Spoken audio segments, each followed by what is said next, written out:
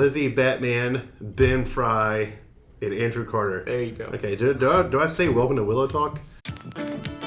Coming to you from Charlottesville, Virginia, WillowTalk. With your hosts, Andrew Carter and Ben Fry. Today's topic, career fairs, featuring Lizzie Batman. We're good. Welcome to this week's WillowTalk with Lizzie Batman, Ben Fry, and I, for once, am Andrew Carter. What is today's topic? Just this once. Just this time. Other times I've been the unnamed gentleman. What's today's topic, Ben? It's career fairs and how to that. How to career fairs. Lizzie, we've managed to break up career fairs into 3 easy-to-do segments. What's the first thing we got to do, Lizzie? Before the career fair, first thing is get your resume prepared. I've seen a lot of really bad resumes at career fairs to the point where I've literally marked out everything they've written and redone it for them.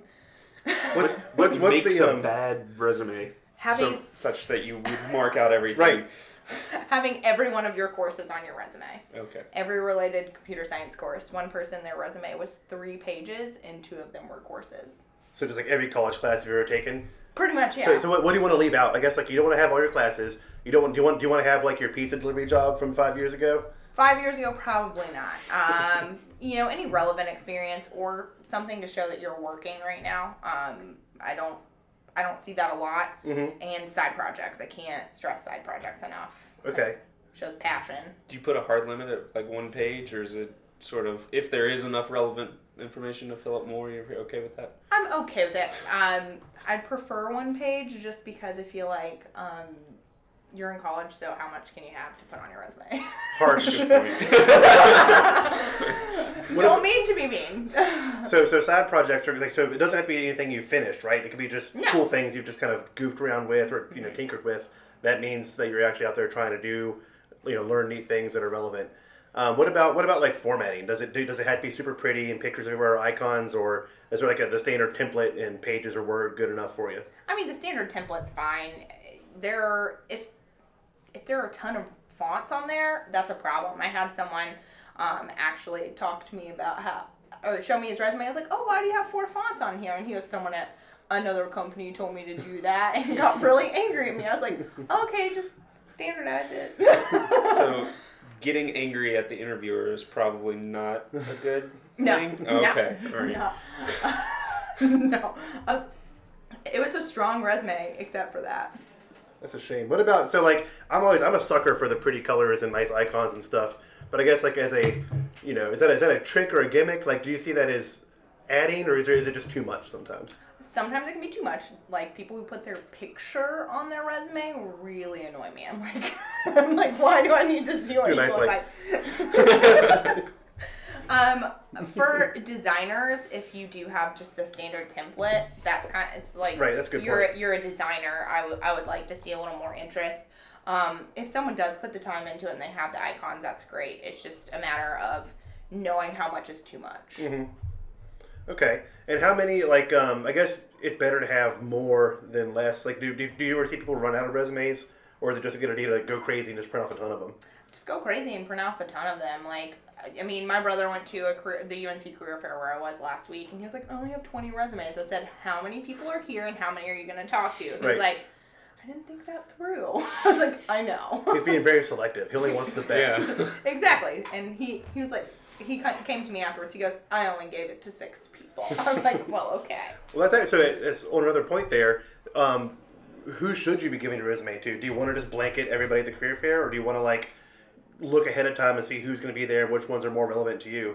Definitely research. A lot of students will come up and say, so what does your company do? Which is fine. I mean, WillowTree is not necessarily a household name at this point, but it's really annoying when they're the computer science students and they're the target audience for us, and they have done no research on the computer science companies except for those really big names. Sure.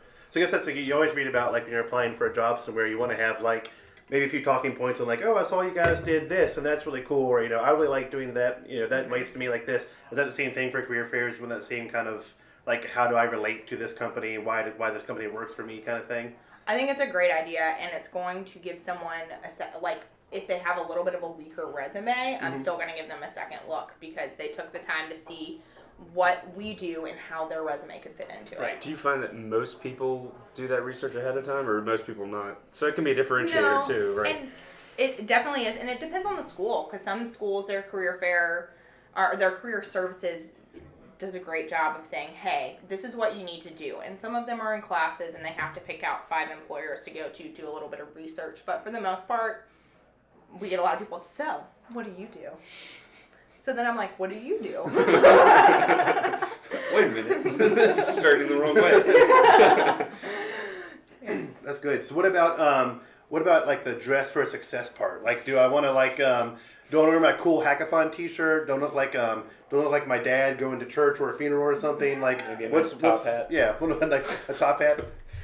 Well, I mean, Willow Tree's dress code is jeans and a tee or a nicer shirt. However, at a career fair, we're not going to be the only people we talk to. So I think that wearing a suit, or at least wearing nice slacks, a button down, and a tie are going to help. But one of the biggest things, and one of my biggest pet peeves, is when it doesn't fit, or when you got a new suit and you don't clip the slit part of it. I just want to go around and tell people, because it's just attention to detail, and I know part of that is really just me being upset that people don't notice that. So you're probably not the only one that's upset about that. So. Another part of dress code is hygiene. Make sure you've showered. Make sure you have on deodorant. Make sure all of that stuff. I can't express to you how many times people have come over and I'm just like, all right, well, thanks for coming by. That's a big part of it. Dress code also includes not chewing gum while you're there. Right. If you're, make sure your hair is brushed. I don't even care if you're wearing makeup, for a girl, of course, but make sure your hair is brushed and you at least have put a little bit of thought into your appearance. So you should treat it like it really is like a little miniature job interview almost. Like you want to look somewhat reputable, or at least for the target, like what you're going for there. Exactly. I mean, we've had people come to the career fair in jeans and a t-shirt, but they knew that that's what Willow Tree was looking for. So I'm like, that's fine. So it depends on what you're, like what kind of market you're trying to get into. But if you're trying to get into more of a corporate environment for computer science, but you're also not sure if you want more of the startup or smaller company feel, I would go with the suit, because you can never go wrong. Yeah, that makes sense. Okay, so beforehand you want to have a nice, good resume. Make sure you have something decent to wear if you're going to look the part, and you want to look ahead of time to see who's going to be there, which companies may be interested in, and then maybe the ones that you're more looking into, kind of learn more about what they've done, so you have a few talking points with them. Exactly. So what about once we actually get there? So first thing is to be prepared.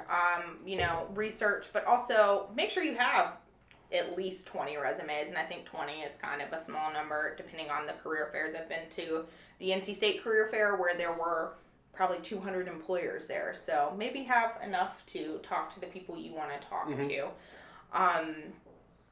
Make sure you're not chewing the gum, like I said. Make sure you're dressed appropriately. Make sure you plan time between class. Okay.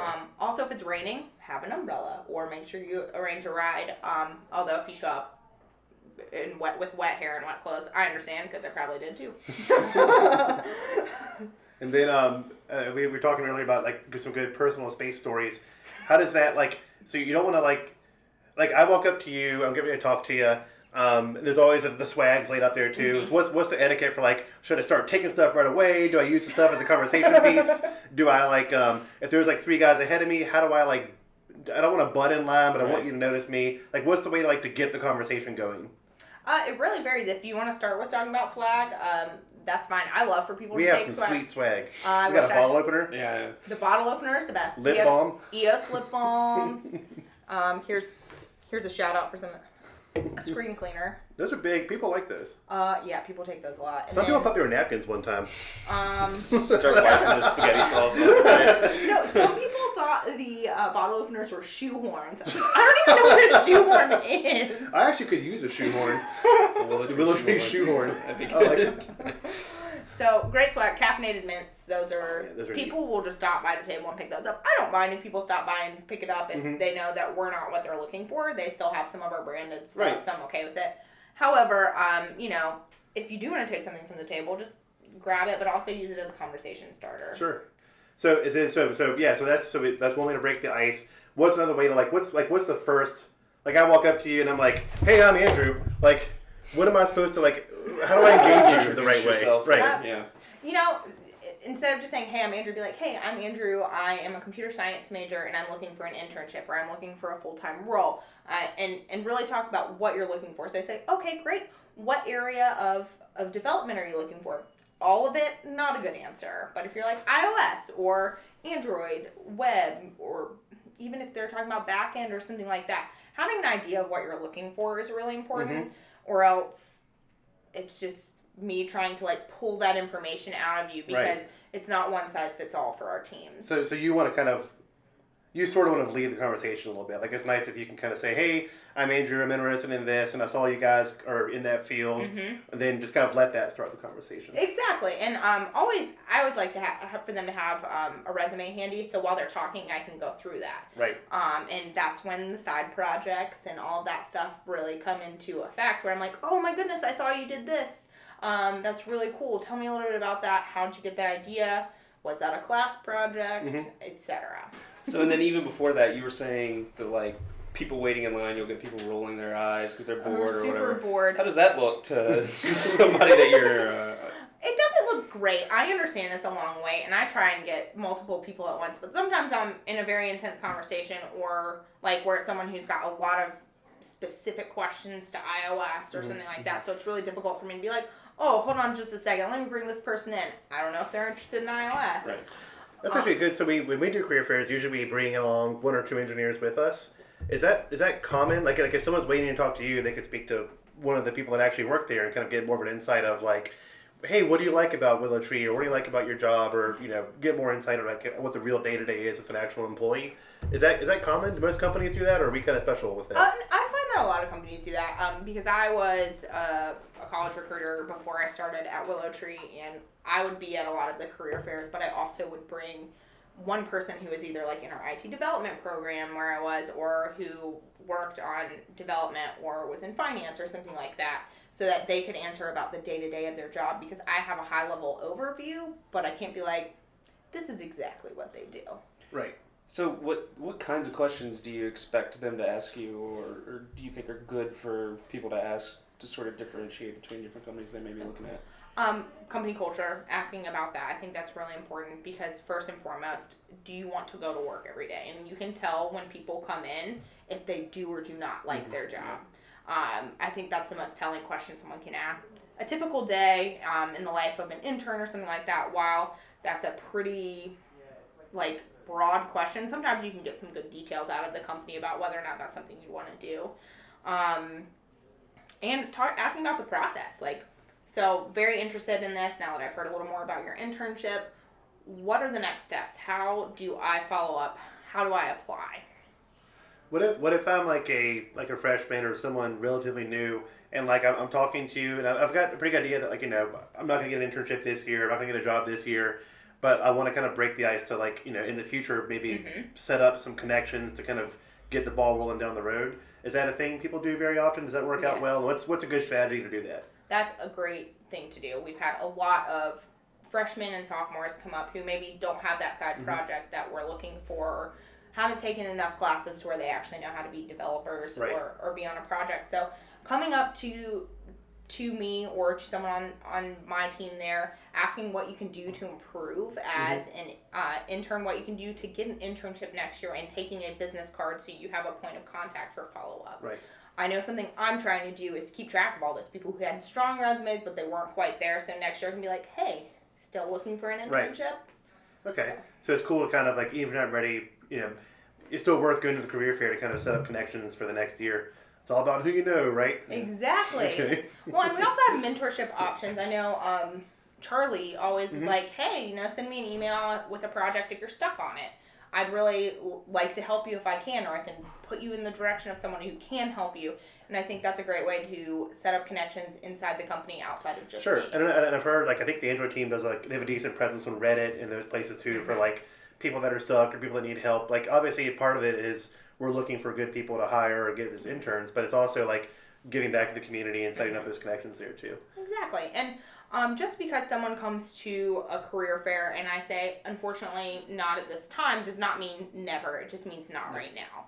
And I think that's a common mistake people make. They're like, oh, they didn't want me this time. They're never going to want me as an employee. And I try to make sure that those people know that. But other companies may not say that in so many words. Just know if it's not right now, does not mean never. Sure. So after I've come up to you, I've talked to you, I've gotten to know more about the company, we exchanged resumes, you have more information. What's like... give them my resume too. Well, we have a lot of, always one of the career fairs, and we had a bunch of people taking our resumes that we had gotten for other kids. No, they weren't. They were. I was like, oh, no, here's my business card. That's probably what you're looking for. So I forgot about that. It was very strange. It's always like, yeah, we're going to need those back. It was like 4 people who did it. I finally moved them to the chair. We had people taking our swag, too. We had taken swags from the other tables, and people were trying to take our swag that we had taken. Oh my gosh. It's bad news. Oh, yeah. No, someone tried to take this cup. Yeah, we had 3 cups. Each one of us had a cup, and they were taking our darn cups. He was like, I'll take a cup. I was like, no, you won't. This says VCU, not WillowTalk. Right.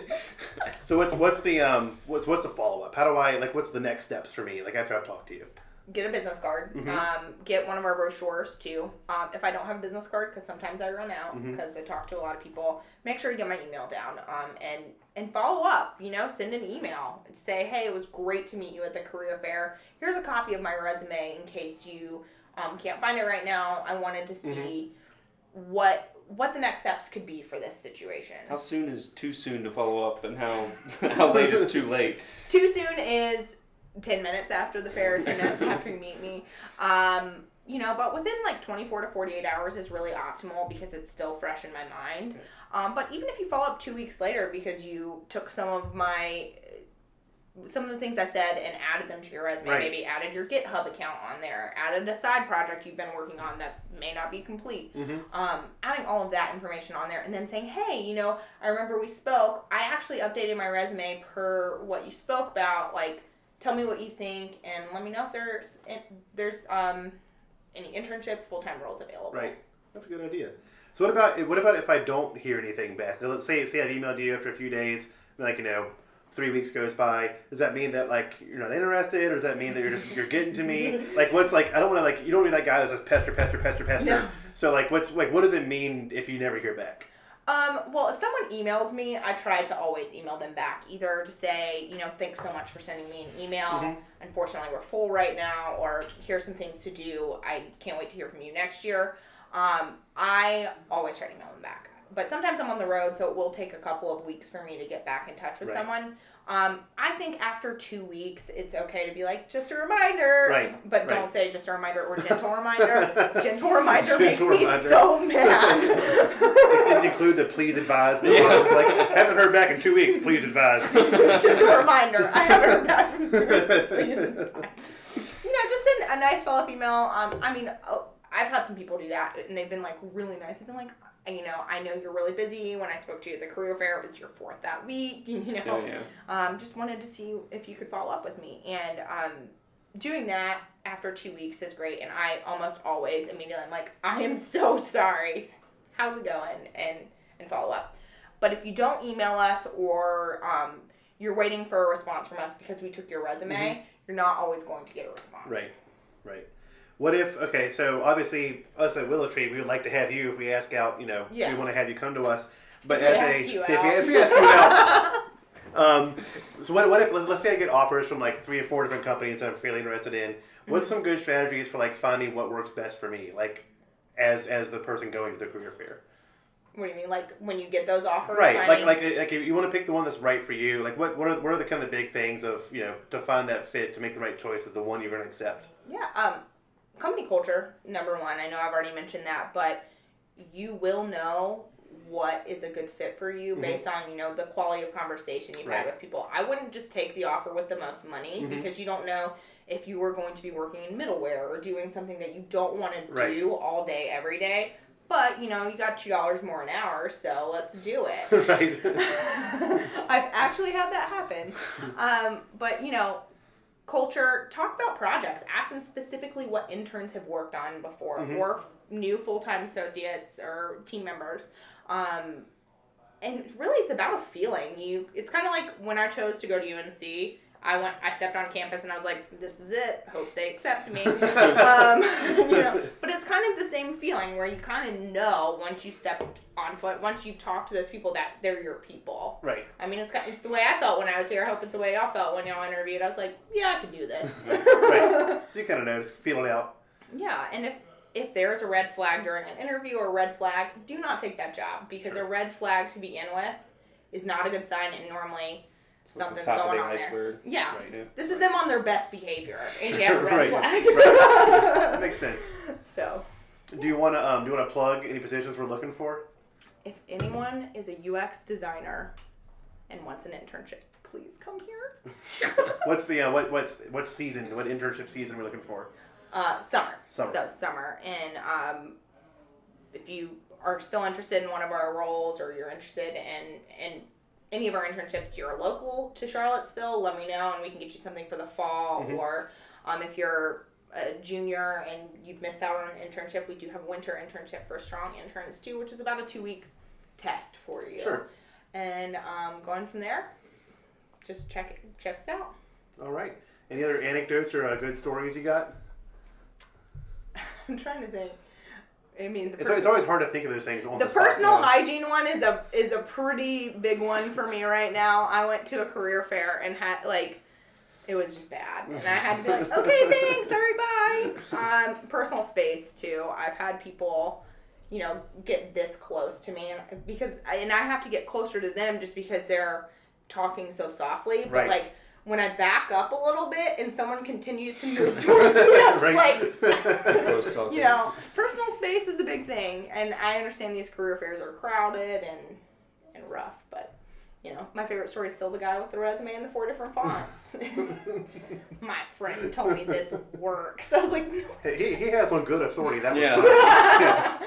So it just looked like he copy and pasted stuff on there. But also, one more thing, if someone looks at your resume and is like, hey, I have a couple of tips, they're not saying your resume is terrible, let's completely fix it. They're saying these are ways to make your resume more effective for a recruiter. So don't take it personally. The more tips you can get, kind of the better. So your resume could be a living document. You're always kind of tweaking based upon what people want. That's a good. Basically, just don't take it personally. Right. Yeah. Take it as this is how I can be better. Right. And if you have an objective on there, objectives. I don't have an objective on mine, but make sure it's updated for actually what you want. Looking for a marketing internship. I would like a computer science. Right. Make sure your resume's actually up to date. That's a good one. Yeah. So, stuff like that. But, I've had some really funny events happen. It wasn't necessarily a career fair, but it was a tech talk. I had a girl talk the entire time, and finally I was not trying to be that teacher, but I felt like a teacher, and she just looked at me and was like, I was like, you were literally talking while these people who drove all this way are talking to you. So some funny stuff. There you go. Well, so that's how to career fair. We'll pop your email address in the description there. So if anyone has any questions or wants to reach out, they can do it. Some good tips. Thanks for having us. And thanks for having me.